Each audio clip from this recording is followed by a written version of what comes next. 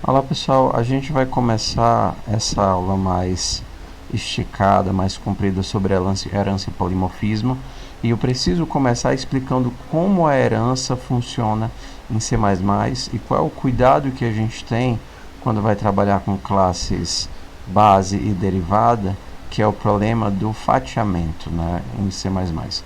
Então vamos lá, começando do zero. Suponha que eu quero fazer esse tipo de construção. Eu tenho uma classe animal, animal tem um tipo e um método toString. E eu tenho uma classe pet. Pet é um animal, pet tem um tipo. Só que além de ter um tipo, de ser um animal, pet também tem um nome. E essa construção que a gente vai fazer, ela é como se dissesse, olha, todo pet é um animal e tudo que o pet tem, tudo que o animal tem, o pet também tem, porque o pet é um animal. Então essa construção em C++ ela seria feita da seguinte forma. Eu tenho uma classe animal que eu vou deixar bem simples, só mesmo struct, onde tudo é público, e uma classe pet. E aí eu vou dizer que o pet herda de animal, ou seja, tudo que animal tem, pet também tem. Então, para simplificar, eu vou colocar aqui um string tipo, todo animal tem um tipo, mas o pet, além de um tipo, o pet também tem um nome. Essa construção nos dá as seguintes informações. Eu consigo criar aqui um animal e o meu animal tem um tipo. Então, posso fazer animal.tipo recebe rato. E eu também posso criar um pet. O meu pet tem, além do nome, que está definido na classe pet, na sua camada mais interna, ele também tem um tipo. Então, eu posso fazer pet.nome recebe tom e pet.tipo recebe gato. Ok, tenho aqui duas camadas. Vamos criar aqui um método str que vai retornar alguma informação sobre a nossa classe. Então aqui o meu método str vai retornar animal mais tipo. E o meu método str bem aqui vai retornar tipo mais nome. Então, nesse caso, se eu mandar imprimir, vai retornar animal rato, animal.str. E nesse caso, aqui vai retornar gato tom, que primeiro aqui sai o tipo, td cout pet.str barra n. Então, esse str do animal é executado bem aqui. Então, eu vou ter animal rato, e bem aqui eu vou ter esse str, que vai invocar o str do pet, que vai aparecer para mim o tipo, que é gato, e o tom.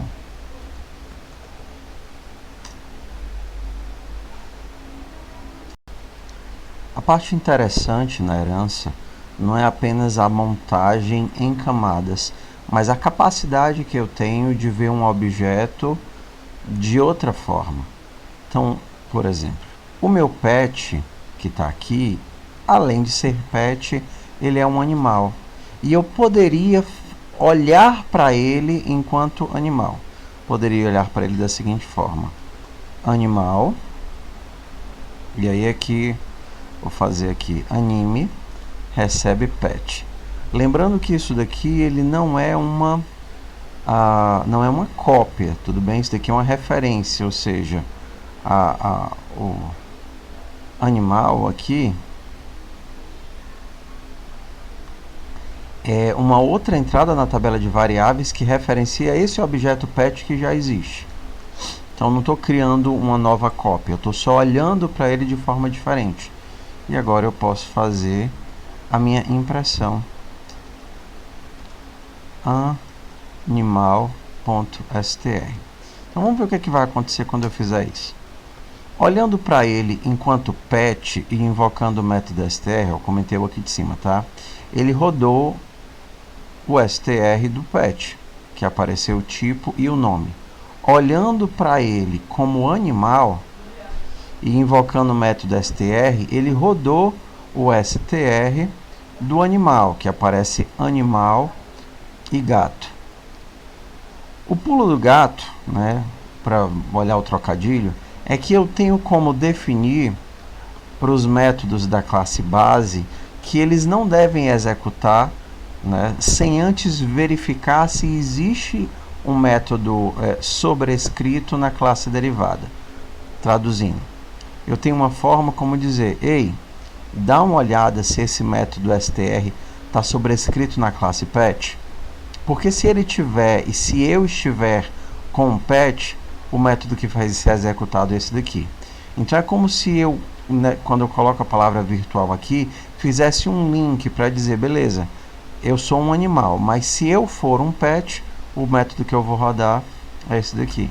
Então quando eu rodo, a gente tem agora aqui o meu pet, que eu estou olhando como animal, continua se comportando como pet. Em C++,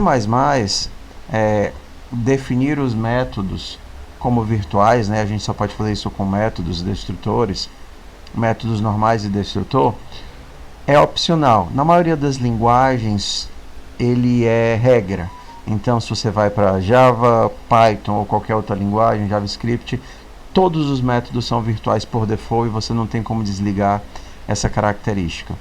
Já que esse método é virtual e eu estou sobrescrevendo esse método str aqui na classe pet, eu posso deixar isso explícito dizendo que o str daqui de baixo é uma sobrescrita do original. Tá? Então, a construção completa seria essa daqui. Eu digo, olha, o vínculo pode ser procurado nas classes derivadas, nas classes filhas. Lembrando que aqui a gente chama de classe base, classe pai, e aqui de classe filha, né, ou classe derivada. Isso daqui também pode ser chamado de superclasse e essa daqui de subclasse. O uso do override aqui é opcional, mas é bem interessante você colocar. Perceba que se você tirar o virtual daqui, o override não faz fazer sentido, ele vai até disparar um erro. É como se eu dissesse: ei, você não está sobrescrevendo nada porque não existe a invocação do vínculo.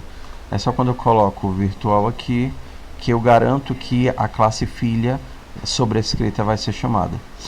E aí quando eu rodo, ele funciona. Vamos olhar agora outras formas de fazer esse processo de enxergar a herança. A primeira é através da referência. Então, se você tem um método que recebe uma referência, você pode estar recebendo uma classe derivada. A segunda, né, então eu vou exemplificar aqui, tá bom? Então, vou fazer aqui um void mostrar. Esse void mostrar, ele vai receber um animal. Então, aqui eu faria std cout animal.str e animal. Tá, eu estou fazendo propositalmente errado, tá? Qual é o problema disso? Quando eu faço isso daqui, eu estou copiando, tá vendo aqui, ó, qual é o parâmetro? O parâmetro é uma cópia, não é referência a nenhum ponteiro. Eu estou copiando o elemento para cá e mandando imprimir. Só que, vamos olhar. Vamos supor que esse elemento aqui tem um espaço de 10 bytes. Imaginar que essa string aqui vai ocupar 10 bytes. O pet, ele já precisaria de um espaço de 20 bytes. Porque são 10 bytes do animal original mais 10 bytes do pet. Então aqui eu já preciso de um endereço de memória de 20 bytes para poder guardar as duas coisas. Se por acaso eu faço uma cópia, se por acaso eu faço isso daqui, olha o que vai acontecer. Se eu tento fazer a cópia, o meu animal não funciona, não se comporta mais como um pet. Bem aqui, ó. Por quê? Porque na hora que eu fiz a cópia, eu arranquei literalmente toda a parte externa dele. Na hora que eu copiei ele para um tipo animal, eu acabei com a parte pet dele e deixei só a parte interna do animal. E aí ele não mais se comporta como um pet, ele não funciona mais. Então, para trabalhar com herança, eu sempre sou obrigado ou a trabalhar com referências ou a trabalhar com ponteiros. Por exemplo, no caso aqui, eu vou fazer com cópia. Então, se eu tentar criar um pet e mandar para o método mostrar, como o método mostrar está fazendo a cópia, ele não vai imprimir o animal como ele deveria ser impresso. Animal gato. Na hora que eu coloco a referência, aí ele vai fazer o que ele tem que fazer, se comportar como gato. Gato Tom. Outra forma de fazer é através de ponteiro. Quando eu faço ponteiro, eu não estou também criando uma nova variável. Eu estou só referenciando a variável que já existia, mas através de uma operação de ponteiro. E aí vai funcionar do mesmo jeito. O que você não pode fazer é a cópia. Outra forma como você pode trabalhar é através de ponteiros inteligentes.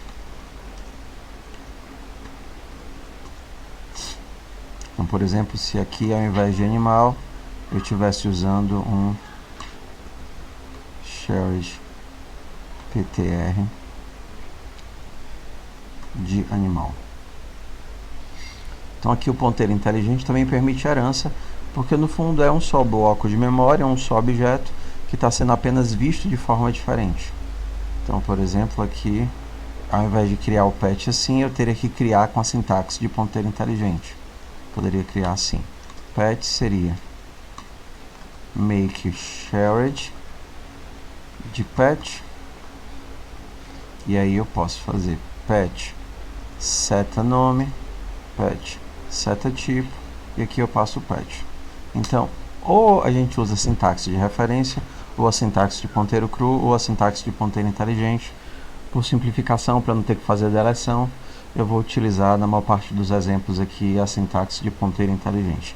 Porque lembrando, se eu não usar o ponteiro inteligente, se eu fizer cópia, aí eu não consigo ter herança por causa do problema do fatiamento. É como se eu estivesse tentando copiar um bloco de 20 bytes para um bloco de 10 bytes. Ele vai só copiar a primeira parte, vai descartar todo o resto.